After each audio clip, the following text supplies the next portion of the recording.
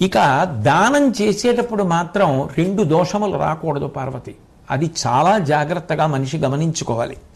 ఏది అంటే చేయుటంతయు మేలైన చేసి పిదప వగచినట్టి దానము తను పొగడికొన్న దానవిధి నిష్ఫలంబులు కాన 2 నుడుగు దాత మహాఫలమొందగాంచు. ఏదో దానం చేయడం, అయ్యో అనవసరంగా ఇచ్చేసానే, అంత ఇచ్చేసానే, ఇవ్వాలంటావా, దీనివల్ల ఏమైనా ఫలితం ఉంటుందంటావా, ఆయన ఏదో చెప్పాడు మంచిది అన్నాడు ఇచ్చేసాం, తీరా ఇచ్చేసాం కానీ అవన్నీ నిజమేనా, ఇలా మనసులో ఇచ్చేశానని చెప్పి ఇచ్చిన తర్వాత ఏడుపు ఎక్కువైపోతే దాని వలన ఫలితం ఉండదు. 2 ఇచ్చి ఇక అదే పనిగా ఇన్నేళ్ళైనా సరే 1963లో నేను ఎవరికో 100 రూపాయలు ఇచ్చాను కష్టంలో ఉన్నవాడికని, ఏమిటి అది 2020 వచ్చినా కూడా ఇంకా చెప్పడమే జరుగుతుంటే, అలా తనని తాను పొగుడుకుంటూ ఉంటే దాని వలన కూడా దానమనకు ఫలితం ఉండదు. చేసి తనను తాను పొగుడుకోకూడదు. ఎందుకు పొగుడుకోకూడదు అంటే ఒకటే కారణం, నిజానికి దాని వలన ప్రయోజనం నువ్వు పొందావు, అవతలవాడి కన్నా నాకే ఎక్కువ. ఇక్కడ నా దగ్గర పంచల చాపు ఉందనుకోండి, నేను ఎవరికో ఇచ్చాననుకోండి, అది పుణ్యంగా నా జీవుడితో వస్తోంది. వచ్చే జన్మలో ఆ పుణ్యాన్ని అడ్డుపెట్టి నేను కట్టుకోవడానికి బట్టకి లోటు లేకుండా ఈశ్వరుడు అనుగ్రహిస్తాడు. అది నేను అదే పనిగా చెప్పడం మొదలెట్టాను అనుకోండి, ఓ కొత్త పంచల చాపు నా దగ్గర ఉండడానికి వీలైన రీతిలో నేను ద్రవ్య సముపార్జన చేసి దాన్ని కొని ఇంట్లో పెట్టుకోవడానికి కావలసినటువంటి ఒక విభూతి నా యందు ప్రసరింపచేసి ఒక ఉద్యోగం ఇచ్చి డబ్బు వచ్చేట్టు చేసి పంచల చాపు కొని ఇంట్లో పెట్టి దాన్ని తీసుకోవడానికి కావలసినటువంటి ఒక వ్యక్తిని నా దగ్గరికి పంపించి ఆయన నారాయణ స్వరూపమైతే ఈ పంచ ఆయన పుచ్చుకుని నాకు పుణ్యాన్ని కట్టపెడితే దానికి నన్ను నేను పొగుడుకుంటుంటే ఇంకా దానికి ఫలితం ఎలా ఉంటుంది? కాబట్టి ఫలితం ఉండదు. కాబట్టి ఇచ్చి ఏడవద్దు, ఇచ్చి అదే పనిగా చెప్పుకోవద్దు. ఈ 2 దోషములను దాటగలిగితే దానము ఫలితాన్ని ఇస్తుంది. ఈ 2 దోషములతో కూడుకున్నదైతే ఆ చేసినటువంటి దానము వలన ప్రయోజనం ఉండదు. కాబట్టి పార్వతి దానము చేసేటప్పుడు ఈ జాగ్రత్తని పాటించవలసి ఉంటుంది. అంటే పార్వతీదేవి అంది, ధర్మము అనేటటువంటిది ఆచారము కదా. ధర్మము అంటే కేవలం తెలుసుకున్నది ధర్మం కాదు. నేను చాలా చదువుకున్నానండి, నాకు ఎన్నో ధర్మాలు తెలుసండి అంటే అందులో ఆచరించినది ఒక్కటి లేకపోతే అది నిన్ను ఎలా కాపాడుతుంది? ఆచార ప్రభవో ధర్మ అని. నువ్వు ఆచరించినదేదో అది ధర్మం. నీకు ఎన్ని తెలిసాయి అన్నదానికన్నా ఎన్ని పాటించావు అన్నది ప్రధానం. ఎన్నో తెలుసు, ఏవి పాటించినవి కావు. ఏది నిన్ను కాపాడుతుంది? రావణాసురుడికి వేదం అంతా తెలుసు, రావణాసురుడికి ధర్మం అంతా తెలుసు, కానీ ఏం పాటించాడు? ఎందుకు రక్షింపబడతాడు? 10 తలలు తెగిపోయి ఒక్క తల ఉన్నవాడు రాముడు. రామో విగ్రహవాన్ ధర్మ, ధర్మాన్ని పట్టుకున్నాడు, రక్షింపబడ్డాడు. కావలసినది ఎంత తెలుసు కాదు, ఎంత నువ్వు ఆచరిస్తావన్నది ప్రధానం. ధర్మము అంటే ఆచరణ కదా. అయినప్పుడు ఈ ధర్మము ఆచరణాత్మకమైనప్పుడు ఎన్ని భంగులుగా ఉంటుంది, ఎన్ని రూపాలుగా ఉంటుంది. ఆ ధర్మస్వరూపం గురించి నాకు వివరించండి అని అడిగింది పార్వతీదేవి. అడిగితే శంకరుడు 5 రకాలుగా ఉంటుంది ఈ ధర్మము ఆచరణాత్మకమైనప్పుడు. అందులో వర్ణాశ్రమములను బట్టి పాటించేటటువంటి ధర్మము ఒకటి. ఒక్కొక్క ఆశ్రమం వాళ్ళకి ఒక్కొక్క ధర్మం ఉంటుంది. బ్రహ్మచారి ఉన్నాడు అనుకోండి, బ్రహ్మచారికి బ్రహ్మచారి ధర్మం. బ్రహ్మచారి గురువుగారి దగ్గర కూర్చోవడం, చక్కగా విద్య నేర్చుకోవడం, గురువుగారు చెప్పినటువంటి పనులు చేస్తూ ఉండడం, వినయంతో ప్రవర్తిస్తూ ఉండడం, ఏ భోగాన్ని ఆశించకపోవడం, దానం పట్టకుండా ఉండడం, రేపటి కోసం దాచుకోవలసిన అవసరం ఆయనకి లేదు కనుక, ఇటువంటివన్నీ బ్రహ్మచారి ధర్మాలు. గృహస్థు కామాన్ని ధర్మంతో ముడివేసుకుని తన భార్య యందు ప్రవర్తించడం, ఉత్తమ సంతానాన్ని పొందడం, వాళ్ళని చదివించుకోవడం, దానం స్వీకరించడం, రేపటి కోసం దాచుకోవడం, ఇంటికొచ్చిన అతిథుల్ని పోషించుకోవడం, ఇవన్నీ గృహస్థు ధర్మాలు. వానప్రస్థు వైరాగ్యంతో ఏకాంత ప్రదేశానికి చేరుకుని భార్యతో కలిసి అంతర్ముఖత్వాన్ని పొంది తపస్సు చేస్తూ పెద్దలను సేవించి ఆత్మజ్ఞాన సంబంధమైనటువంటి శాస్త్రములను పరిశీలిస్తూ తనను తాను నిగ్రహించుకుని జీవించే విధానం. సర్వసంగ పరిత్యాగం అన్నిటికన్నా చిట్ట చివరి ఆశ్రమం. తురీయాశ్రమం 4వ ఆశ్రమం. ఒక్కొక్క ఆశ్రమానికి ఒక్కొక్క ధర్మం ఉంది. ఒక ఆశ్రమంలో ఉన్నవాడు ఇంకొక ఆశ్రమంలో ఉన్నవాడు ఇలా ప్రవర్తించడు. బ్రహ్మచారి గృహస్థులా ఉండడు, గృహస్థు బ్రహ్మచారిలా ఉండకూడదు, గృహస్థు సన్యాసిలా ఉండకూడదు, సన్యాసి గృహస్థులా ఉండకూడదు, బ్రహ్మచారి వానప్రస్థులా ఉండకూడదు, వానప్రస్థు బ్రహ్మచారిలా ఉండకూడదు. ఏ ఆశ్రమంలో నియమం ఆ ఆశ్రమానికే ఉంటుంది తప్ప ఒక ఆశ్రమం వాడు ఇంకొక ఆశ్రమంలో ఉన్నవాడిలా ఉండకూడదు. కాబట్టి ఆ వర్ణాశ్రమ ధర్మములను పాటిస్తూ ఉంటారు. ఆ పాటించడం ఒక తరగతి. ఇక రెండవది, ఒక్కొక్క దేశమునందు ఒక్కొక్క ఆచారం ఉంటుంది. ఉదాహరణకి అంత చలి లేని ప్రాంతాలు ఉంటాయి, అక్కడ ఒక రకమైన వస్త్రధారణ ఉంటుంది. ఈశ్వరానుష్ఠానమునందు, యజ్ఞయాగాది క్రతువుల యందు, దేవాలయము లోపల చేసేటటువంటి కార్యముల యందు ఒక రకమైన వస్త్రధారణ ఉంటుంది. విపరీతమైన చలి ఉన్న ప్రాంతాలు ఉంటాయి, అక్కడ ఉండే వస్త్రధారణ వేరుగా ఉంటుంది. ఎందుకనంటే శరీరాన్ని రక్షించుకోవాలి. ఎక్కడో దక్షిణ దేశంలో ఉత్తరీయం ఒకటి వేసుకుని శివాలయం లోపలికి వెళ్ళి అభిషేకం చేశామండి, ఇక్కడేమో చొక్కా వేసుకున్నారు, దాని మీద ఉన్ని బట్టలు వేసుకున్నారు, ఆ పైన శాలువా కప్పుకున్నారు, తలకొక పెద్ద టోపీ పెట్టుకున్నారు. అదేమిటంటే అలా పెట్టుకోకపోతే వాళ్ళు ఎలా ఉంటారు? అక్కడ విపరీతమైన చలి. కాబట్టి అక్కడ అది ఆచారం, దేశాచారం, దేశమును బట్టి ఆచారం ఉంటుంది. కాబట్టి అక్కడ మారుతుంది. అప్పుడు అది ధర్మం అంటేనే మారుతూ ఉంటుంది. కాబట్టి తల్లి ముందు నిలబడితే కొడుకు ధర్మం, భార్య ముందు నిలబడితే భర్త ధర్మం, కొడుకు ముందు నిలబడితే తండ్రి ధర్మం, తండ్రి ముందు నిలబడితే కొడుకు ధర్మం, ప్రవచనం చేస్తుంటే వక్త ధర్మం, తాను వింటుంటే శ్రోత ధర్మం, ఉద్యోగానికి ఎడితే ఉద్యోగి ధర్మం, సమాజంలోకి ఎడితే పౌరధర్మం. మారిపోట్లా? ఇది అంతే. కాబట్టి ఒక్కొక్క దేశమునందు ఒక్కొక్క ఆచారం ఉంటుంది. కాబట్టి అది దేశ సంబంధమైనటువంటి ధర్మం. అట్లాగే ఒక్కొక్క కుటుంబంలో వంశపారంపర్యంగా తాత ముత్తాతలు తండ్రుల దగ్గర నుంచి ఒక్కొక్క ఆచారం ఉంటుంది. మా ఇంట్లో ఇట్లా చేస్తామండి, మా ఇంట్లో పెళ్ళి అయితే ముందు ఇలా చేస్తాం అని ఒక్కొక్క కుటుంబంలో ఒక్కొక్క ఆచారం ఉంటుంది. అది కుటుంబపరమైనటువంటి ఆచారం. ఆ ధర్మం, దాన్ని కులధర్మము అని పిలుస్తారు. అలా కుటుంబంలో పరంపరాగతంగా వాళ్ళు అనుష్ఠించే ధర్మం అది. కాబట్టి వాళ్ళకి అటువంటి ధర్మం ఉంటుంది. అట్లాగే సామాన్య ధర్మములను ఉంటాయి సమాజంలో, జనులందరూ పాటిస్తారు. సత్యం వద, సత్యం పలకడం, అట్లాగే అహింస చేయకుండా ఉండడం, అదే అహింస చెయ్యడం, హింస చేయకుండా ఉండడం. అహింసా పరమో ధర్మ, అందరూ అహింసని పాటించడం, హింస ఎవరిని బాధ పెట్టకుండా ఉండడం, సంతోషంగా అన్ని ప్రాణులు ఉండాలి అని కోరుకోవడం. ఇటువంటివన్నీ కూడా సామాన్య ధర్మములు, అందరూ పాటించేటటువంటి ధర్మములు. అవి జనసామాన్య ధర్మములు అని పిలుస్తారు. ఇక శరీరం యొక్క స్థితిని బట్టి ధర్మం మార్చుకోవాల్సి ఉంటుంది ఒక్కొక్కప్పుడు. దాన్ని ఆపద్ధర్మం అంటారు.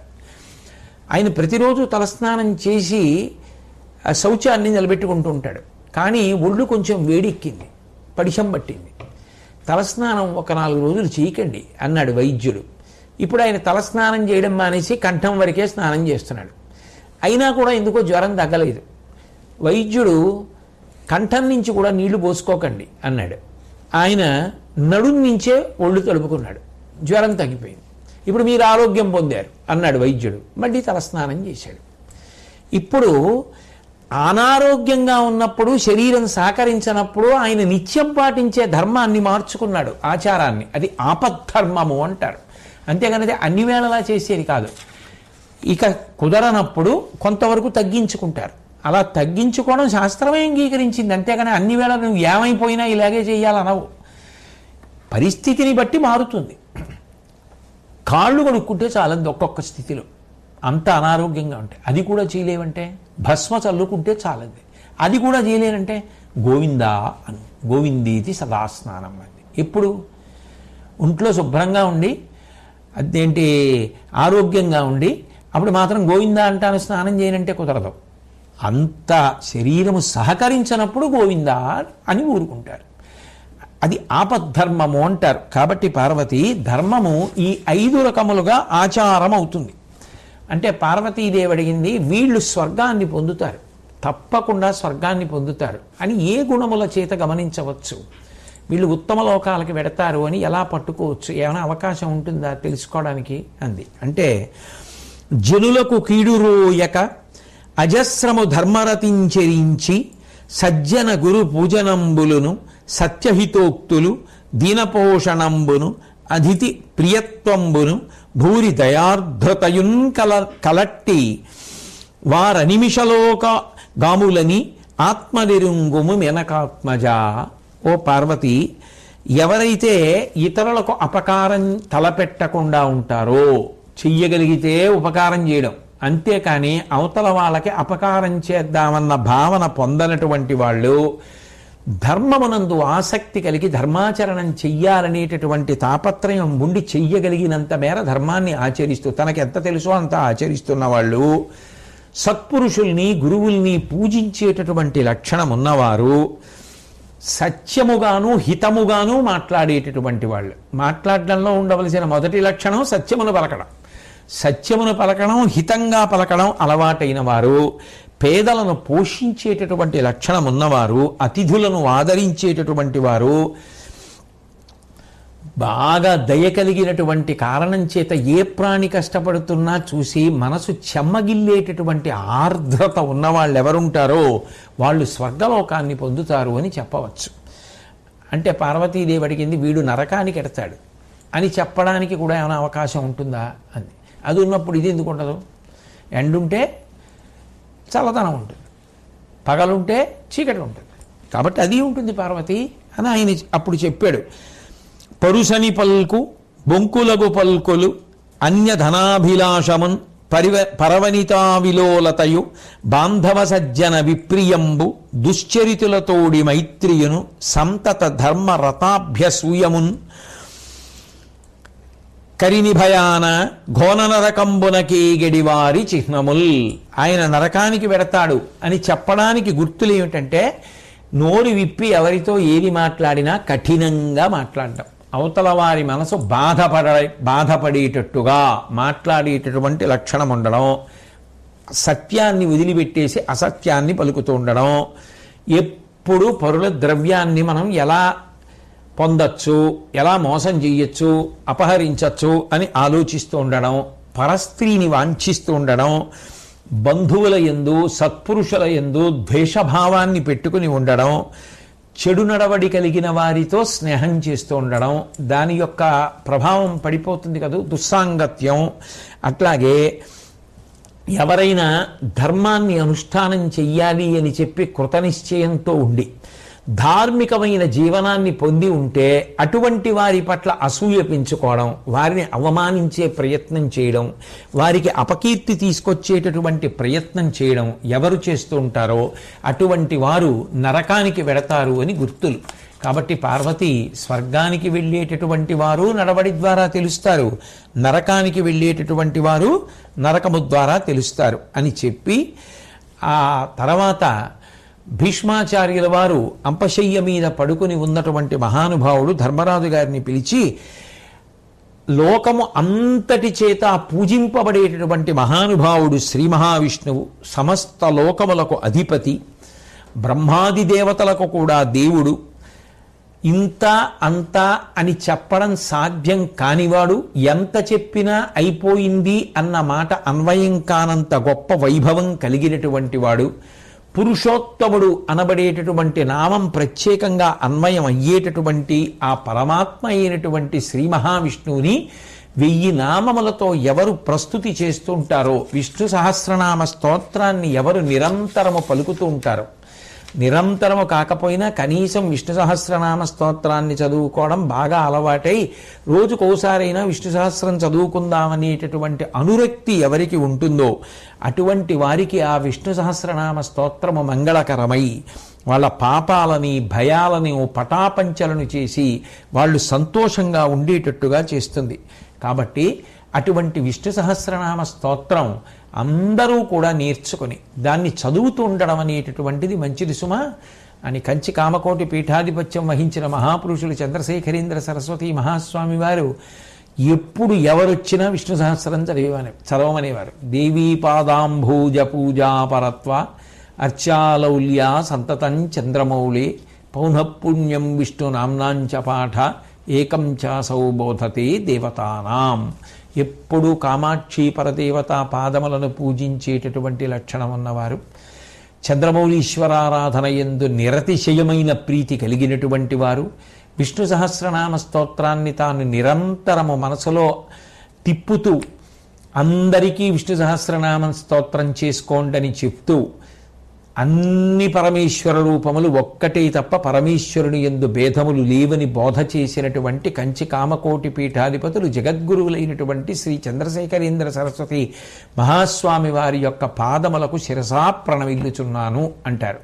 కాబట్టి ఆ విష్ణు సహస్రనామ స్తోత్రం పరమాద్భుతము సుమ అని భీష్మాచార్యుల వారు ధర్మరాజు గారికి ఆ విష్ణు సహస్రనామ స్తోత్రాన్నంతటినీ కూడా చెప్పారు. అయితే తెలుగు భారతంలో అది ఇవ్వలేదు, కానీ సంస్కృత భారతంలో అనుశాసనిక పర్వంలోనే ఆ విష్ణు సహస్రనామ స్తోత్రం ఉంది. అది లోకంలో పరమప్రఖ్యాతి వహించినటువంటిది.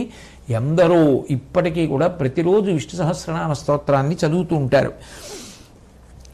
ఎవరు ఆశ విష్ణు సహస్రనామ స్తోత్రాన్ని చదువుతాడో, వింటాడో, పారాయణ చేస్తాడో అటువంటి వ్యక్తి అపారమైనటువంటి కీర్తిని పొందుతాడు, తరగనటువంటి సంపదని పొందుతాడు.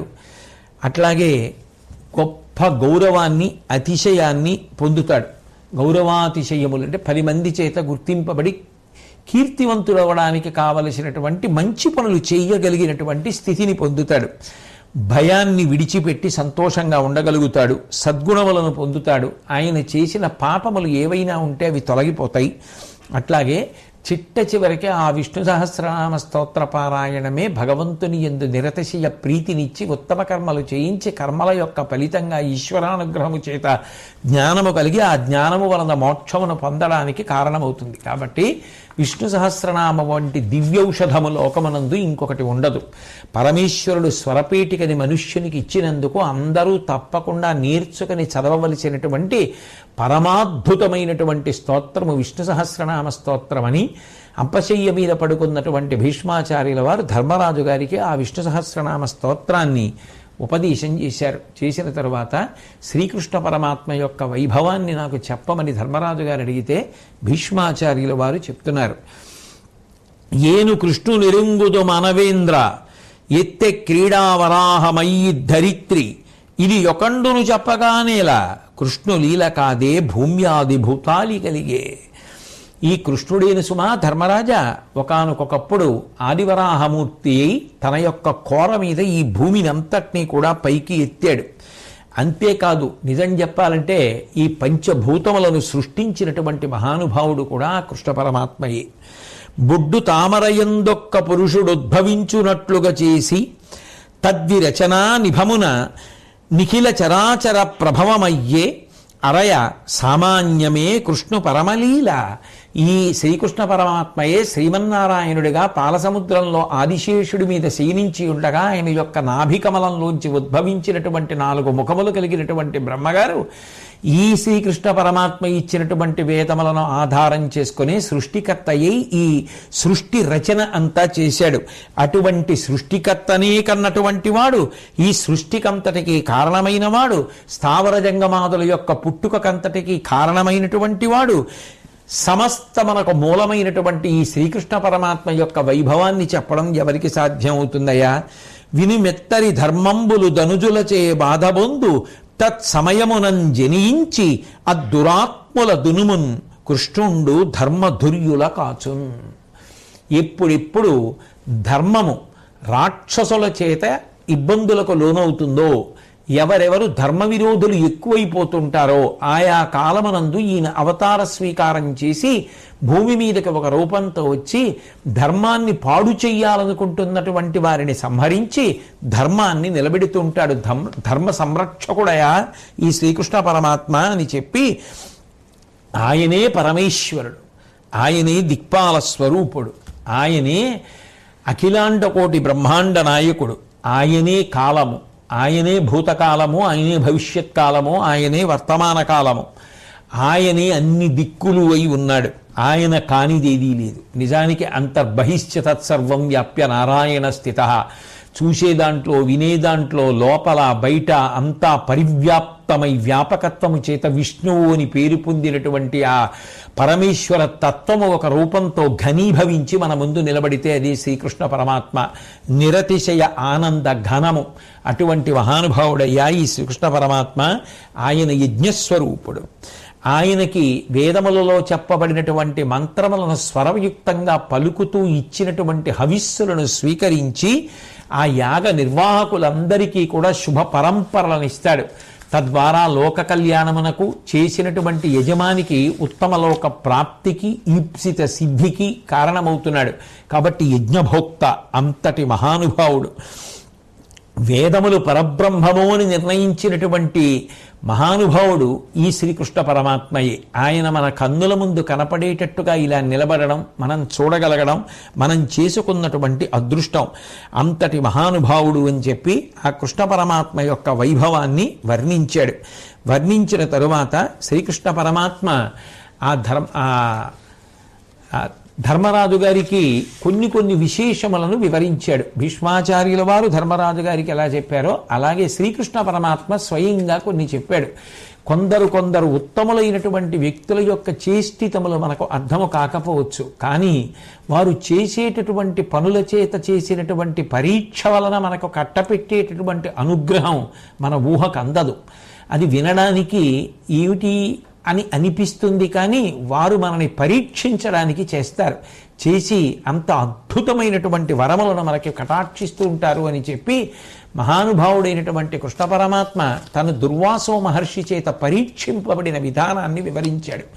ఆ దుర్వాసో మహర్షి హఠాత్తుగా మందిరానికి రావడం, ఎక్కడికో వెడుతూ ఉండడం, వస్తూ ఉండడం, ఒక్కొక్క రోజున ఏమీ తినకపోవడం, ఒక్కొక్క రోజున విశేషంగా అందరి కోసం వండినదంతా తినేస్తూ ఉండడం, హఠాత్తుగా ఒక రోజున కృష్ణ పరమాత్మని పాయసం అడగడం, పాయసం తీసుకొస్తే కొంత తిని మిగిలింది తన ఒంటికి రాయమనడం, ఒంటికి రాసిన తర్వాత రుక్మిణీదేవిని రథానికి గుర్రంలా కట్టి తాను అందులో ఎక్కి కూర్చుని ఆ రథం ఆవిడితో లాగించడం, కృష్ణ పరమాత్మ పక్కన నడవడం, చిట్ట చివరికి ఆవిడ లాగలేక పడిపోతే ఆవిడ మీద బూది జల్లడం, శ్రీకృష్ణ పరమాత్మ యొక్క ఓర్పుని పరిశీలించిన తరువాత ఆ దుర్వాసో మహర్షి వెళ్ళిపోతుంటే కృష్ణ పరమాత్మ అంత ప్రేమతో ఓర్పుతో ఆయన వెంట వెడితే, నిన్ను పరీక్షించడానికి ఈ పనులు చేశాను తప్ప అన్యథా బాధ పెట్టడానికి కాదు కృష్ణ. అందరూ ఎవరిని వారు ఎంత ప్రేమించుకుంటారో సమస్త భూతములు నిన్ను అంత ప్రేమిస్తాయి, అంత గొప్పవాడివవుతావు. నాకు పాయసం రాసినప్పుడు అరికాలు దగ్గర రాయలేదు, నీకు కూడా అరికాలు దగ్గర తగిలినటువంటి బాణము వలన అమంగళం కలుగుతుంది.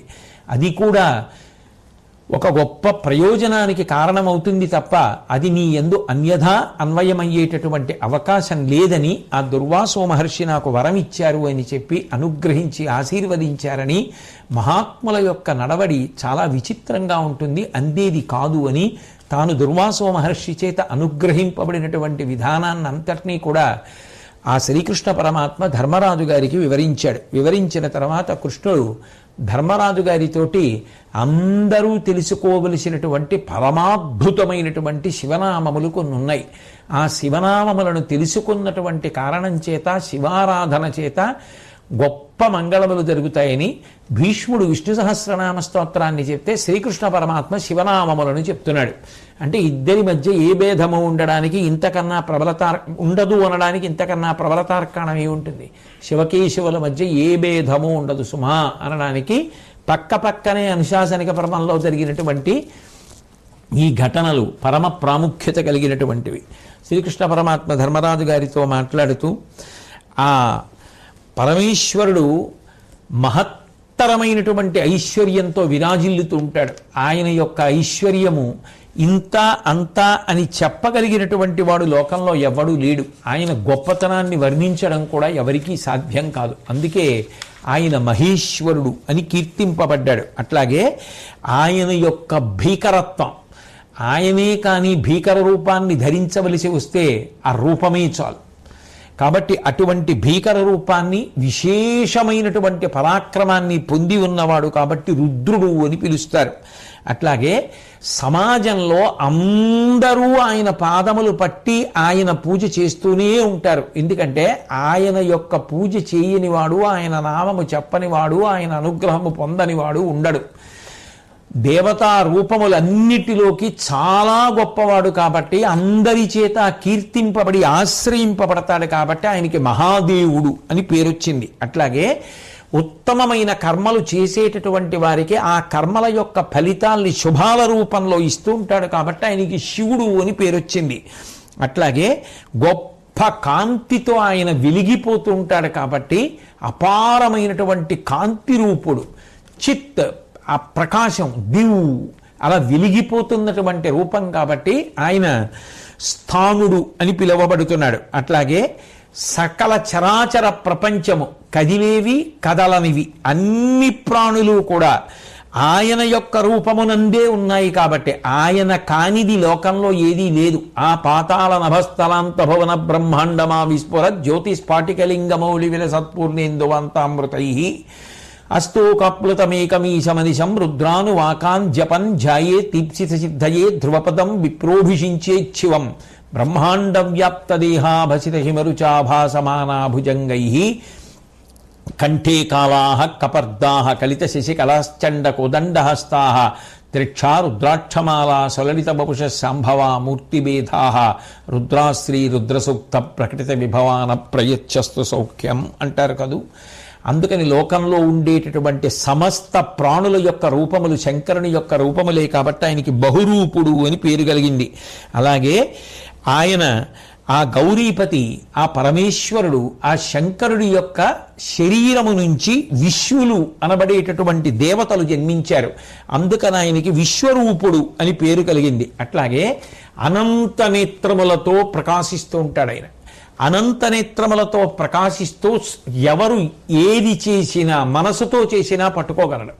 అటువంటి వాడు కాబట్టి ఆయన సర్వతశ్చక్షువు అన్న పేరుతో కీర్తింపబడుతున్నాడు.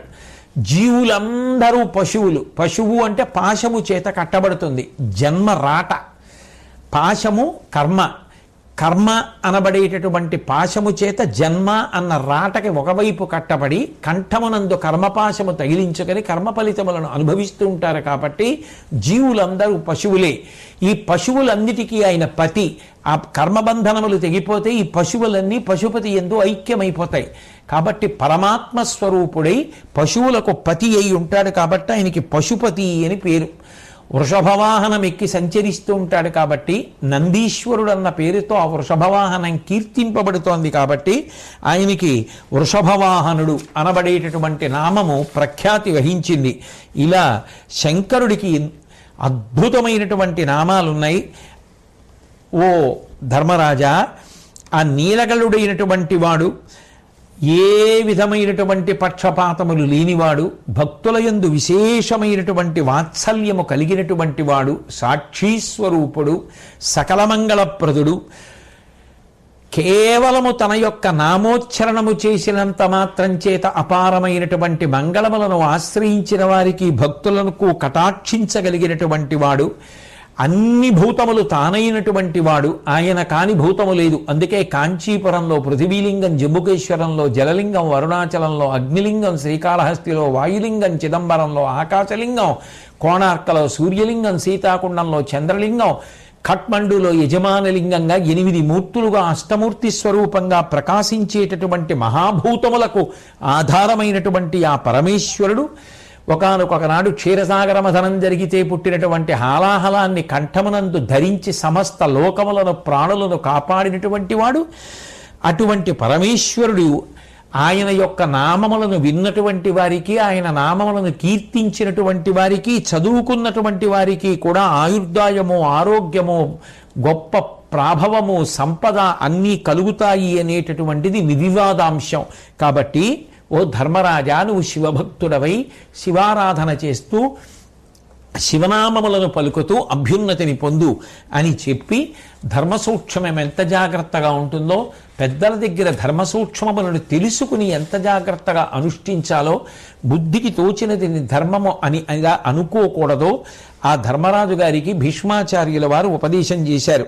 చేసిన తరువాత ఆయన ధర్మరాజు గారిని దగ్గరికి పిలిచి, నాయన, నీ యొక్క బుద్ధి నిరంతరము ధర్మమునందే నిలబడుగాక, నీ బుద్ధి ధర్మైక నిష్టగావుతను, సమగ్ర దక్షిణ బహు యజ్ఞములు యయాతి చందమున శ్రద్ధాన్వితంబుగ చేయు. అనేకమైనటువంటి దక్షిణలతోటి, తాంబూలాలతోటి యజ్ఞయాగాది క్రతువులను ఒకనాడు యయాతి ఎట్లా నిర్వహించాడో అట్లా ఆచరించు. రాజధర్మంబున ప్రకృతి రంజనమును ఆచరింపు, చుట్టములను చెలులను పండిన వృక్షంబు పక్షి కులము ఎట్లెట్ల నిన్ను ఆశ్రయించి సుఖించువారర్కుని ఉత్తరాయణము వచ్చుట అరసకొనియుండి నా కడకు అరుదెమ్మో పొమ్ము.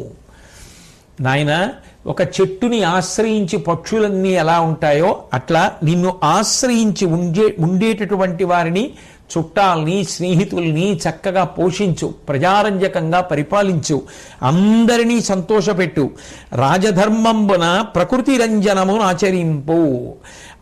అసలు ఆ రాజధర్మాన్ని పాటించడం ద్వారా అందరి యొక్క హితమునకు నువ్వు కారణముక అని చెప్పి మళ్ళీ ఉత్తరాయణ పుణ్యకాలం ప్రవేశించిన తరువాత నా దగ్గరికి రా, హస్తినాపురానికి వెళ్ళిపో అని చెప్పి తల్లియు తమ్ములు భూవరుండు నీవు సుఖులురై ఉండు నృపవరీణ్య, నీ తల్లి అట్లాగే నీ తమ్ములు అందరూ కూడా సంతోషంగా ఉండండి అని చెప్పి అనుడు ఆనందముంది ధర్మాత్మజుండు.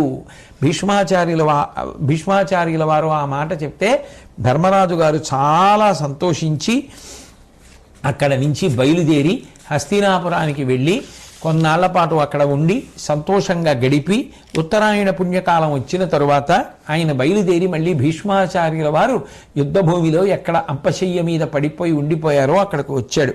ఆ వచ్చేటప్పుడు ధృతరాష్ట్రుణ్ణి, గాంధారీదేవిని, కుంతీదేవిని, శ్రీకృష్ణ పరమాత్మని, సాత్యకిని, విదురుణ్ణి, సంజయుణ్ణి, తన సోదరుల్ని, కృపాచార్యుల వారిని, ధౌమ్యుణ్ణి, మంత్రశాస్త్రవేత్తల్ని, ఋత్విక్కుల్ని, అలాగే పెద్దలందరినీ కూడా వెంట పెట్టుకుని వస్తూ ఆ వచ్చేటప్పుడు నూతనమైనటువంటి వస్త్రములు, గంధపు చెక్కలు, అగరు చెక్కలు, పువ్వులు, పండ్లు, నీతి కుండలు, పవిత్రమైనటువంటి అగ్ని మొదలైనవన్నీ తీసుకుని వచ్చి భీష్మాచార్యుల వారి దగ్గర నిలబడ్డాడు.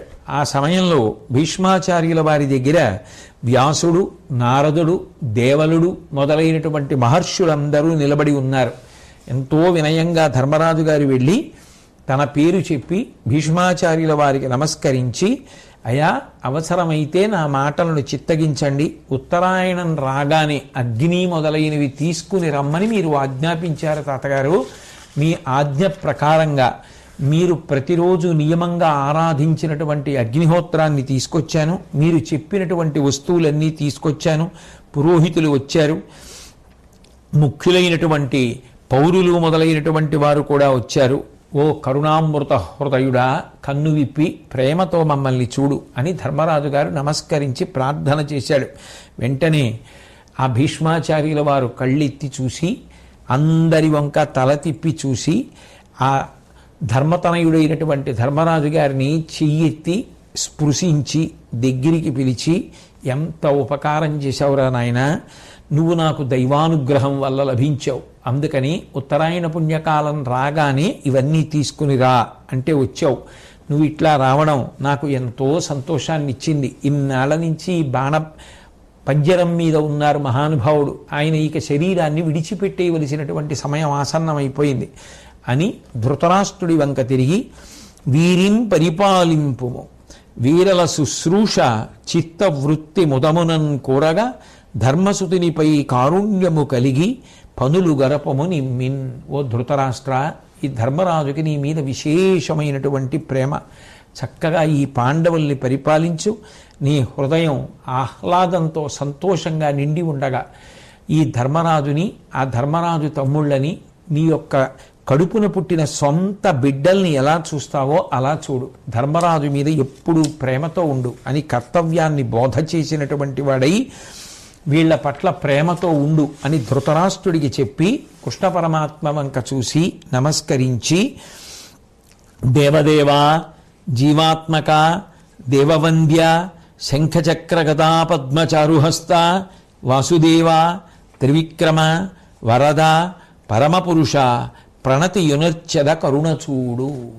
ఆ కృష్ణ పరమాత్మని పరమ సంతోషంతో ఆ కన్నులు విప్పి చూసి ఆనందంతో వరసగా నామాలు పెట్టి పిలుస్తూ, ఓ దేవదేవా, జీవాత్మకుడా, దేవతల చేత నమస్కరింపబడేవాడా, శంఖచక్ర గదా పద్మములను 4 చేతులలో ధరించినవాడా, వాసుదేవ, త్రివిక్రమ, వరద, పరమపురుష అని ఆయనకి నమస్కారం చేసి నిన్ను స్తోత్రం చేస్తున్నాను, నన్ను దయతో చూడు అని భీష్మాచార్యుల వారు ఆ కృష్ణ పరమాత్మ వంక చూసి బలము నీవ నాకు భక్తుండనీయడ ఆలుబిడ్డలీని ఎట్టివాడ కావునన్ను అధిక కారుణ్యమున ఇమ్మనుజ్ఞ కమలదళ మనోజ్ఞ నయనా.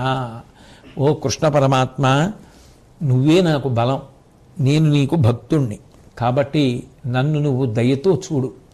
నాకు భార్య లేదు, బిడ్డలు లేరు, ఆజన్మ బ్రహ్మచారిణి. నా శరీరాన్ని విడిచిపెట్టేయడానికి నువ్వు అనుమతి కటాక్షించు. నువ్వు అనుమతి కటాక్షిస్తే నేను శరీరాన్ని వదిలిపెట్టేస్తాను. పాండవులకు నువ్వే దిక్కుసుమా, వారిని దయతో ఎప్పుడూ కాపాడుతుండు. నేను చెప్పగలిగినంత చెప్పాను ఆ దుర్యోధనుడికి. పాండవులతో సఖ్యంగా బ్రతుకు, రాజ్యాన్ని విభాగం చేసుకుని సంధి చేసుకుని జీవించని చెప్పాను. ఆ దుర్యోధనుడు వినలేదు. పెద్ద విపత్తు ఏర్పడింది, యుద్ధం వచ్చింది, ఎందరో మడిచిపోయారు. అయినా వాడు మాట వినలేదు. కానీ నాకొక్క మాట మాత్రం తెలుసు, ధర్మ సంస్థాపనార్థం నువ్వు అవతరిస్తూ ఉంటావు, నరనారాయణులే నువ్వు అర్జునుడుగా వచ్చారు అని, లీలామానుష రూపంలో ఉన్నారు అని చెప్పి పరాశరపుత్రుడైనటువంటి వ్యాస భగవానుడు చెప్పగా, అట్లాగే మహానుభావుడైనటువంటి నారద మహర్షి చెప్పగా ఇత పూర్వం నేను విని ఉన్నాను అని అంటే, కృష్ణ పరమాత్మ ఆ భీష్మాచార్యుల వారి వంక చూసి, కీడొకప్పుడు లేదు, కృతపుణ్యుడవు, తండ్రి వలని భక్తి పెంపుగలవు, దానకాదే బంటుబోలెగాంగేయ మృత్యువుని వశమున నిలిచే నిర్భరముగా. ఆ భీష్మాచార్యుల వారిని చూసి అంత కృష్ణ పరమాత్మ కూడా ఎంత కదిలిపోయాడో, ఇంతటి మహాజ్ఞాని, ఇటువంటి ధర్మతత్పరుడు, ఇటువంటి మహాత్యాగి మళ్ళీ ఎప్పుడు వస్తాడు శరీరంతో ఇక అనుకుని, ఎప్పుడూ నీ వలన ఏ విధమైనటువంటి దోషము లేదు భీష్మాచార్య, కృతపుణ్యుడవు, గొప్ప పుణ్యాన్ని చేసినటువంటి వాడివి, తండ్రి మీద నువ్వు చూపించినటువంటి భక్తి అనితర సాధ్యం. లోకంలో మృత్యువుని చూసి అందరూ భయపడిపోతారు. మృత్యువు నీ దగ్గర చేతులు కట్టుకుని నించుంది, శరీరం వదిలిపెడతాను అని నువ్వంటే తప్ప మృత్యువు పట్టుకోలేదు. లోకంలో ఎవరైనా ఉన్నారయ్యా? నీ దగ్గర దాసుడు ఎలా నిలబడతాడో అలా నిలబడింది మృత్యువు. ఇంతకన్నా గొప్పతనం ఏముంటుందయ్యా? మృత్యువు నీ వశమున నిలిచే నిర్భరముగా, గ్రసించడానికి వీలు లేక నువ్వు చెప్పే వరకు అలా నిలబడింది. ఎంత గొప్పవాడివి, అనుమతిస్తున్నాను, నువ్వు శరీరాన్ని విడిచిపెట్టేయవచ్చు అని శ్రీకృష్ణ పరమాత్మ అనుమతించిన తరువాత ఆయన వెంటనే అక్కడ ఉన్నవారందరినీ కూడా ఒకసారి కౌగలించుకొని, తాను ఇత పూర్వం రాజులను జయించి తీసుకొచ్చినటువంటి గొప్ప ధనరాశుల్ని, బంగారాన్ని అంతటినీ కూడా బ్రాహ్మణులను పిలిచి వాళ్ళకి దానం చేసేసి, ఆ వచ్చినటువంటి ధర్మరాజును చూసి, ఓ వత్స, వీరు పూజ్యులు, వీరికి ఎప్పుడూ కూడా దానాదులను చేసి ఋత్విక్కులు, గురువులు, వృద్ధులు ఇటువంటి వారిని ఆరాధించి వారి ఆశీర్వచన బలం చేత నువ్వు వృద్ధిలోకి రా అని ఆఖరి మాటలు చెప్పి, తన యొక్క యోగ ధారణ చేత చిత్తమును నిగ్రహించి ప్రాణవాయువులన్నింటినీ కూడా నిరోధించాడు ఆయన. నిరోధిస్తే ఆ ప్రాణవాయువు క్రమంగా ఆ మూర్ధన్య స్థానము దగ్గరికి, బ్రహ్మస్థానం దగ్గరికి చేరుకున్న తర్వాత ఆయన ఒక్కొక్క అవయవం దగ్గర నుంచి ప్రాణమును వెనక్కి లాగేస్తుంటే, ఆ ప్రాణములన్నీ కూడా వెనక్కి వచ్చేస్తుంటే, ఒక్కొక్క అవయవం దగ్గర నుంచి యోగశక్తి చేత లాగేస్తుంటే శల్యరహితములైపోయాయి ఆయా స్థానములన్నీ. చివరికి ఆ వాయువుని, ఆ బ్రహ్మస్థానాన్ని భేదించి పైకి వెళ్ళిపోయేటట్టుగా చేసి చుట్టూ నిలబడి ఉన్నటువంటి అందరూ చూస్తుండగా ఆయనలోంచి ఒక దివ్య జ్యోతి బయల్వెడలి ఆకాశంలోకి వెళ్ళి ఆ తర్వాత అంతర్ధానమైపోయింది. వెంటనే ఆ మహనీయుడు స్వర్గాన్ని చేరిపోయాడు అని చెప్పి పైనుంచి దేవతలందరూ కూడా పుష్పవృష్టి కురిపించారు. దేవదుందుబులు మోగే. వెంటనే ధర్మరాజు గారు, ఆయన సోదరులు, అట్లాగే యూత్సుడు మొదలైనటువంటి వారు ఆ చందనపు చెక్కలతోటి చితిని పేర్చి ఆయన శరీరానికి గంగానదీ జలాలతో స్నానం చేయించి, పట్టుబట్టలు చుట్టి, పూలదండలు వేసి, ఆభరణాలతో అలంకరించి సామవేద పఠనం జరుగుతుండగా అక్కడ ఉన్నటువంటి బ్రాహ్మణ సమూహానికి ఎన్నో మణులు, బంగారము మొదలైనటువంటివి దానం చేశారు. భీష్మాచార్యుల వారి యొక్క శవాన్ని తలకట్టున నకుల సహదేవులు పట్టుకున్నారు, కాళ్ళకట్టున ధర్మరాజు గారు ఆ ధృతరాష్ట్రులు పట్టుకుని ఆ పాడె మీద పెట్టి మోస్తూ తీసుకుని వెళ్ళి గంగానదీ తీరంలో ధౌమ్యుడు కర్మకాండ జరిపిస్తుండగా యూచ్చుడు గొడుగు పట్టగా భీమార్జునులు వింజామరలు వీస్తుండగా తీసుకెళ్ళి ఆ అగ్నికి వేద విహితంగా ఆహుతి చేసేశారు. ఆ చితాగ్ని గగన ప్రాంతం అంతా కూడా కమ్ముకుంది. ఆ తర్వాత అందరూ అప్రదక్షిణంగా తిరిగి తమ తమ ఇళ్లకు వెళ్ళిపోయారు. వెళ్ళిపోయిన తర్వాత గంగాదేవి, ఇంతటి మహాత్ముడు నాకు కుమారుడిగా జన్మించాడు, ఇన్ని ధర్మములు చెప్పాడు, ఇంత త్యాగమయమైనటువంటి జీవితాన్ని గడిపాడని ఆవిడ ఎంతో బాధపడుతుంటే శ్రీకృష్ణ పరమాత్మ ఆ గంగాదేవిని ఓదార్చారు. వ్యాసమహర్షి కూడా ఓదార్చారు. అటువంటి మహానుభావుడైనటువంటి భీష్మాచార్యుడు శాంతి పర్వంలో, అనుశాసనిక పర్వంలో ధర్మరాజు గారిని అడ్డుపెట్టి ఎన్నో విషయములను, తత్వ సంబంధమైన విషయములు, అట్లాగే ఆచరణాత్మకమైనటువంటి ధర్మానికి సంబంధించినటువంటి విషయములు చెప్పి ధర్మరాజు గారికి శాంతి కలిగేటట్టు, తదనంతరం జనులందరూ తెలుసుకొని అనుష్ఠాన పర్యంతంలోకి తెచ్చుకొని తరించడానికి వీలైనటువంటి ఎన్నో విషయములను చెప్పినటువంటి వాడై ఆయన తన సహజ స్థానమైనటువంటి వసువులలోకి చేరిపోయాడు. అటువంటి పరమాద్భుతమైనటువంటి భీష్మాచార్యుల వారి యొక్క హితోపదేశాలతో కూడుకున్నటువంటి శాంతి పర్వాన్ని, అనుశాసనిక పర్వాన్ని వ్యాస భగవానుడు సంస్కృతంలో ఇస్తే దానిని ఆంధ్రీకరించి మహానుభావుడు తెలుగులో రచించి మనకందరికీ అందించి తిక్కన సోమయాజి గారు గొప్ప ఉపకారాన్ని చేశారు. అటువంటి మహాత్ములకు మనం తిరిగి చేయగలిగిన ప్రత్యుపకృతి ఉండదు.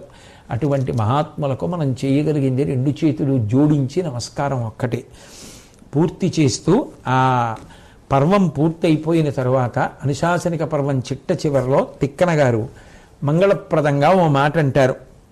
స్మయ విరహిత పూజ్య మంత్ర గీతాధిరాజ్య నయన హిమవు సూర్య నైష్టిక క్షేమధుర్య దయితభువన రక్ష దాంతి సంపద్యతాక్ష నియమ నికటవర్తి నిష్కళానందమూర్తి అంటారు. హే హరిహరనాథ, శివ కేశవ స్వరూపములు కలగలిసినటువంటి వాడా, శివకేశవుల మధ్య భేదము లేదు అని నిరూపించిన వాడా, అటువంటి హరిహరనాథ, అహంకారము లేని వారందరూ కూడా నిన్ను గొప్ప భక్తితో పూజ చేస్తూ ఉంటారు. వేదములంతటివి ఎప్పుడూ కూడా నిన్ను స్తోత్రం చేస్తూ ఉంటాయి. చంద్రుడు సూర్యుడు వాళ్ళిద్దరూ కూడా నీకు నేత్రములైనటువంటి వారు. చంద్రుడు ఎడమకన్నైతే సూర్యుడు నీకు కుడికన్ను. నువ్వు ఎప్పుడూ కూడా వేదమును ప్రమాణముగా చేసుకుని ఆచరణాత్మకమైనటువంటి జీవితాన్ని గడిపేటటువంటి వారి యొక్క యోగక్షేమములను వహిస్తూ ఉంటావు.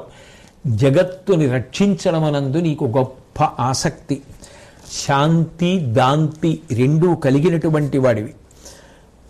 వ్రతశీలురైనటువంటి వారు ఎవరుంటారో, నియమంతో వ్రత పరిపాలనం చేయడం లక్ష్యంగా పెట్టుకున్నటువంటి వారి దగ్గర ఎప్పుడూ నువ్వు ఉండి కాపాడుతుంటావు.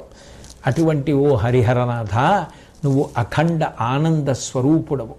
అఖండ ఆనందము ఘనమైతే అదే హరిహరనాథ స్వరూపము అని ప్రస్తుతి చేస్తూ అనుశాసనిక పర్వాన్ని మహానుభావుడైనటువంటి తిక్కన గారు పూర్తి చేశారు. ఆ శ్రీకృష్ణ పరమాత్మ యొక్క నిర్హేతుక కృపాకటాక్ష వీక్షణముల వలన, భీష్మాచార్యుల వారి యొక్క ఆశీస్సు వలన మనందరికీ కూడా ధర్మమునందు అనురక్తి కలిగి ధార్మికమైనటువంటి మార్గంలో ప్రవర్తించి పరమేశ్వరుని యొక్క అనుగ్రహమునకు పాత్రుల అయ్యేటట్టుగా మనము సమస్త విభూతులను పొందెదముగాక అని భగవంతుణ్ణి ప్రార్థన చేస్తూ మళ్ళీ రేపు సాయంకాలం కలుసుకున్నప్పుడు తదనంతర ప్రవచనాన్ని కృష్ణ పరమాత్మ నా చేత ఎంతవరకు పలికిస్తే అంతవరకు చేయగలవాడను అని తెలియచేస్తూ స్వస్తి.